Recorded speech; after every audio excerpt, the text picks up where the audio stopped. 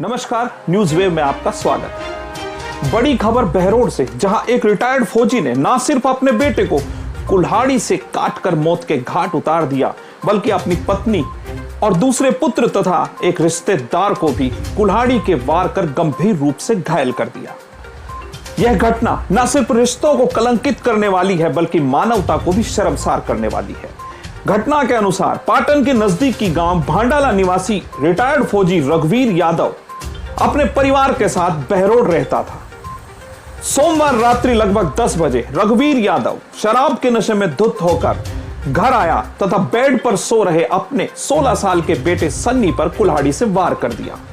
सन्नी गंभीर रूप से घायल हुआ तथा बाहर निकलने का प्रयास किया, लेकिन गेट बंद होने से वह बाहर नहीं निकल सका तथा मौके पर ही उसकी मौत हो गई। उसके बाद रघुवीर ने सनी के बेड पर सो रहे अपने रिश्तेदार नरेंद्र पर भी कुल्हाड़ी से वार किया, लेकिन नरेंद्र वहां से भागा और मेन गेट खोलकर नजदीकी झुग्गी झोपड़ियों में घुसकर अपनी जान बचाई। रिटायर्ड फौजी रघुवीर यादव ने कुल्हाड़ी लेकर नरेंद्र का पीछा किया। उसके बाद वह दूसरे कमरे में सो रही अपनी पत्नी तथा दूसरे पुत्र हिमांशु पर वार करने गया। ये दोनों बाहर निकलकर भागने लगे तो उन पर भी कुल्हाड़ियों के वार कर उन्हें भी गंभीर रूप से घायल कर दिया। मोहल्ले में जब चीख पुकार मची तो फौजी वहां से फरार हो गया।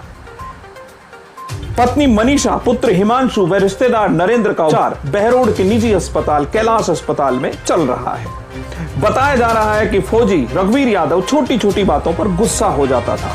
वह अपनी पत्नी तथा बच्चों को प्रताड़ित करता था। इसलिए मनीषा के भाई मोहन ने अपने रिश्तेदार नरेंद्र को उनके साथ छोड़ा था। जब भी रघुवीर अपनी पत्नी मनीषा से विवाद करता था, तब उसका पुत्र सनी अपनी मां का पक्ष लेता था। इस बात को लेकर रघुवीर अपने पुत्र सनी से नाराज रहता था। बताया जा रहा है कि वह छोटी छोटी बातों पर गंभीर रूप से गुस्सा हो जाता था। मनीषा के भाई मोहन ने यह भी बताया कि फौजी रघुवीर यादव अपने साथ लाइसेंसी बंदूक रखता था, लेकिन उनको डर था कि कहीं वह बंदूक से अपने परिवार की जान ना ले ले, इसलिए मोहन उसकी लाइसेंसी बंदूक को 4 महीने पहले अपने साथ ले आया था। लेकिन किसे पता था कि बंदूक ले जाने के बाद भी रघुवीर का गुस्सा अपने ही परिवार पर टूट पड़ेगा और वो अपने परिवार का विनाश कर लेगा। बहरहाल पुलिस रघुवीर की तलाश कर रही है। वहीं पड़ोसियों ने बताया कि वो पड़ोसी भी रघुवीर से दहशत में रहते थे। जब रघुवीर वहां से फरार हुआ तथा पुलिस मौके पर आई तो पड़ोसी अपने घरों में जाने के लिए तैयार नहीं हुए। उन्होंने कहा कि पहले रघुवीर की तलाश की जाए, उसके बाद मोहल्ले की सारी छतों तथा मकानों की तलाशी ली गई। पड़ोसियों का डर था कि यदि रघुवीर वहां छुपा हुआ मिला तो वह पड़ोसियों पर भी जानलेवा हमला कर सकता है। बहरोड थानाधिकारी सूनीलाल मीणा ने बताया कि आरोपी रघुवीर की तलाश की जा रही है। वहीं सनी के शव को बहरोड के राजकीय अस्पताल में पोस्टमार्टम करवाकर परिजनों को सौंप दिया गया। दूसरी बड़ी खबर पाटन से, जहां पाटन के सामुदायिक अस्पताल के सामने से दिन दहाड़े एक नाबालिग बालिका का अपहरण कर लिया गया।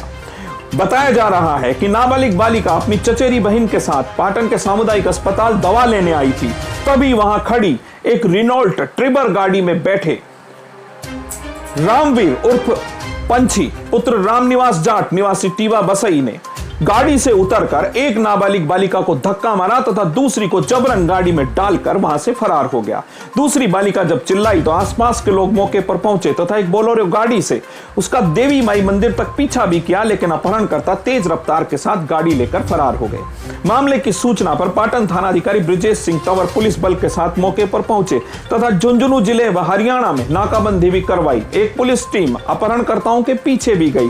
सीसीटीवी फुटेज से कार के नंबर का पता लगा, जिसके आधार पर यह प्रमाणित हुआ कि यह कार झुंझुनू के टीबा बसई निवासी रामवीर उर्फ पंछी के नाम से रजिस्टर्ड है।